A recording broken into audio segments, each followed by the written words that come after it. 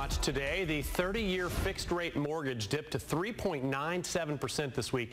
That's down from 4.12 the week before. That's the first time it's been below 4% in more than a year. So the big question on a lot of minds, is it time to refinance? And lucky you, certified financial planner Aaron Burt is here with the answers. How's it going, Aaron? No, I'm doing great. How are you? I'm doing very well. I got to tell you, 3.97, we were just sitting here looking at it. It's just crazy that it's that low. And you know, it's been really low for a long time. It keeps fluctuating between the 3s and the 4s. And everybody keeps waiting for it to pop back up, right? And it's going to. I mean, just wait, it's going to. But right now, if you are high 4s or higher, you need to be looking at refinancing. Well, yeah, that was my next question, is at what point and how do you figure out if refinancing is right for you right now? Well, you got to do some math. So you got to figure out, first of all, you have to have equity in your home.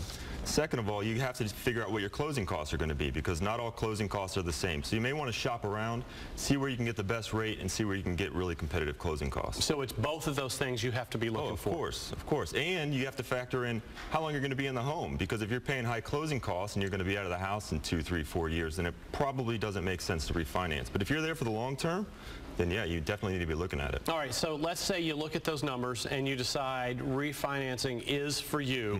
What do you do then? What are the steps you need to take? Well, like I said, you can go on the web. You can go to bankrate.com. It's a great place to compare rates. Go online, find places with competitive rates, and then you need to shop. So like I said, you need to find who has good closing costs, good rates, and then you need to start getting together your personal financial information. They're going to want tax returns. They're going to want pay stubs, all that kind of stuff. Are there risks?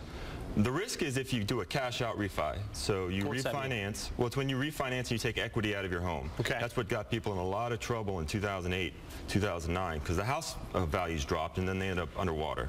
So if you can do a cash-out refi, you have to be able to afford the payments so that you don't get upside down on your mortgage. Now, adjustable rate mortgages also factored greatly into the problems we had before. Are they still out there, and should you stay away from them? Well, adjustable rate mortgages are really, really low now because interest rates are low. But when interest rates are going to rise eventually, they're going to go up as well. So if you can get under 4 on a 30-year fixed, I would do that.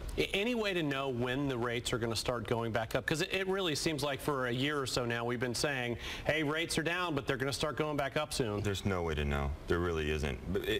But I can tell you this, they're going to go up. It's just a matter of when. The funny thing is the people that buy houses now, 20 years from now, they're going to be wondering how they got under 4% on a 30-year mortgage. So bottom line, if you can get in, if you're eligible and you can lock in that low rate, you ought to do it. Definitely do it. That's it for purchasing and refinancing. All right, Aaron, great to see you as usual. Great seeing you. Kirsten.